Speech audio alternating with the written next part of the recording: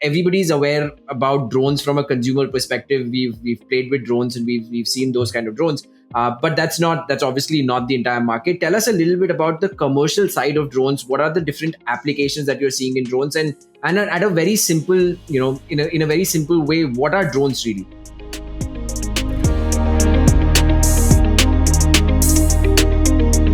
I think this is a story going back in 2013 when we were like young graduates working on some problem statements with respect to drones which were being developed in India or being envisaged to be developed in India for defense application.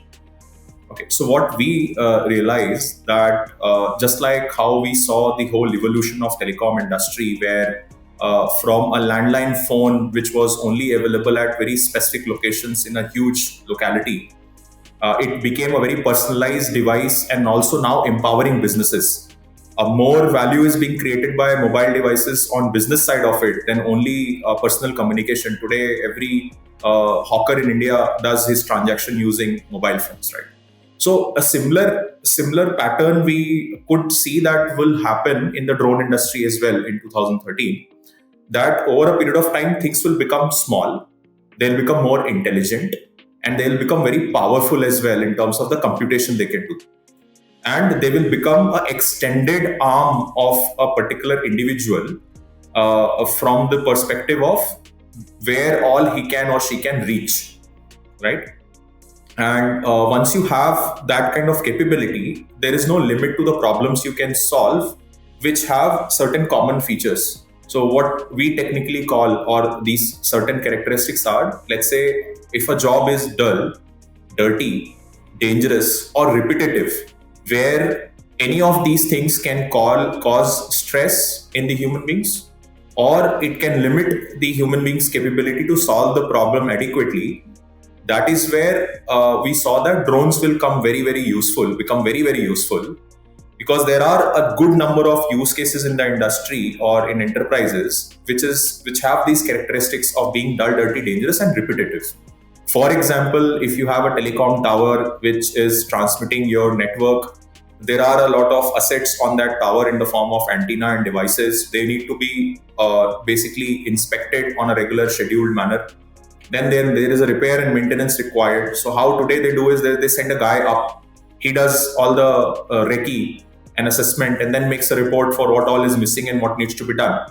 And it's a completely manual activity, which also exposes the guy to a very unsafe environment, because he has to literally climb on those thin bars wearing a harness on the top and go to every tower at a regular interval.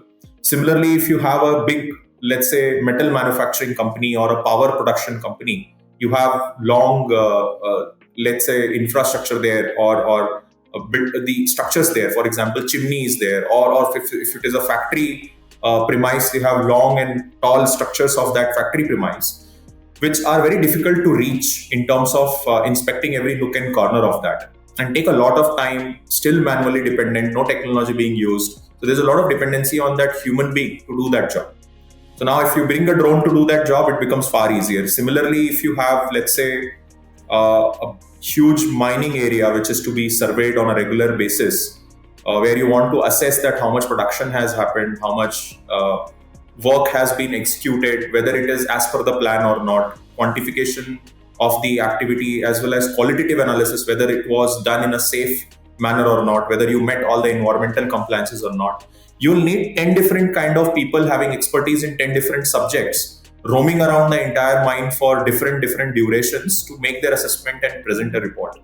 So basically, in a nutshell, what I was trying to explain is that when you have really large areas or tall structures, or where you need a lot of quantitative assessment to be done, and where these activities are dependent on movement and assessment based on human judgment, this is where machine comes into picture. When you have large areas, drones come into picture, where they can cover those large areas very quickly.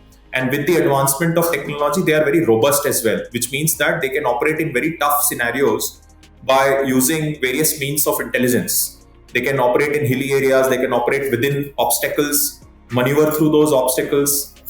They can also coordinate with the rest of the air traffic movement around, and make sure that the activity is being done in a very safe and secure manner. On the other side, they can solve very, very fundamental problem. For example, if you today do mapping of a big city, you can develop 15 times higher resolution map of a city than what you can get from the best of the satellites in the market, right? Global satellites I'm talking about. Now, if you have that high resolution data available from companies within India, there is a different level of IP ownership which you garner.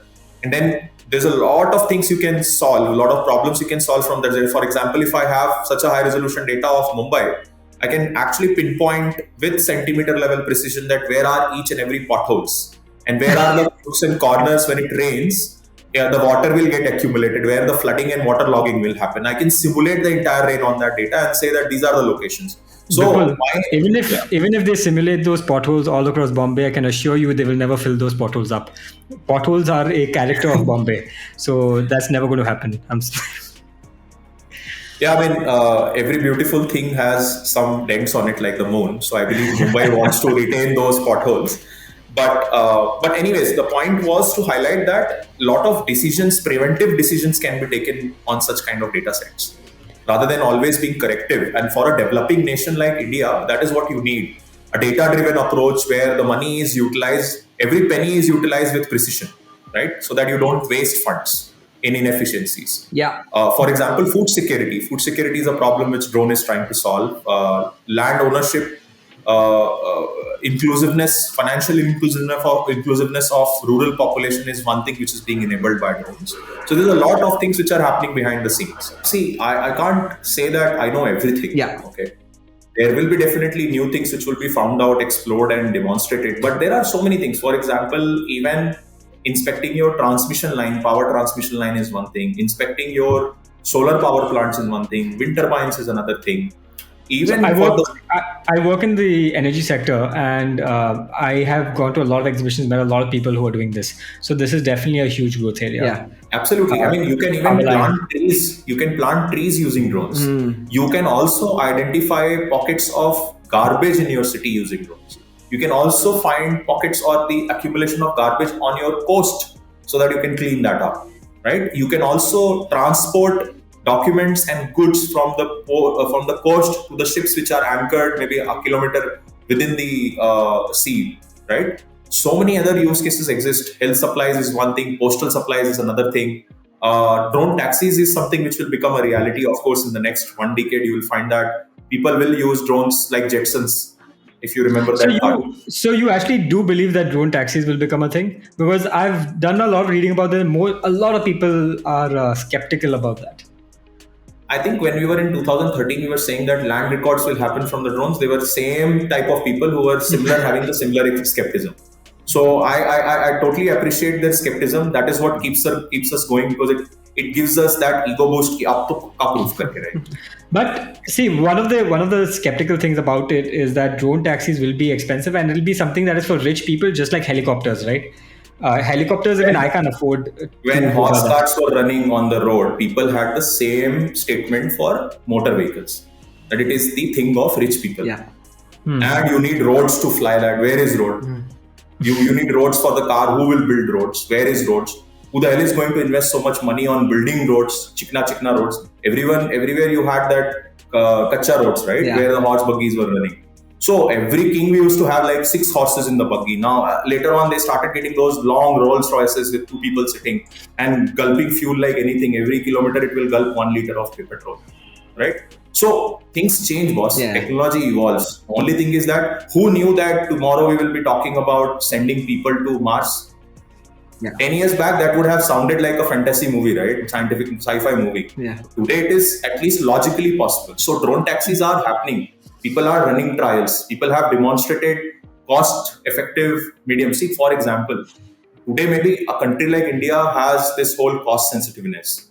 Tomorrow, if you become, let's say we all become rich, right? You become very wealthy and rich. You have very scarcity of time.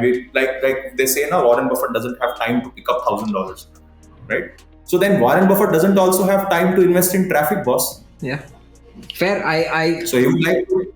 I can see the use cases popping up. One of the things that I'm hearing from you, Vipul, is there are certain use cases that have already been established over the last 5-6 years that are already profitable, and there are opportunities, but by no means are those the only opportunities, because now that the floodgates have opened in terms of regulation, there will be so many new use cases that people from specific industries will come up and figure out if they are viable or not. Some of them will be viable, some of them might not be viable, but over the next 5-6 years we are probably going to see a lot more applications of drones and using drones in different kinds of services, and that's where a large opportunity could still be, apart from what you already discussed in terms of the food chain.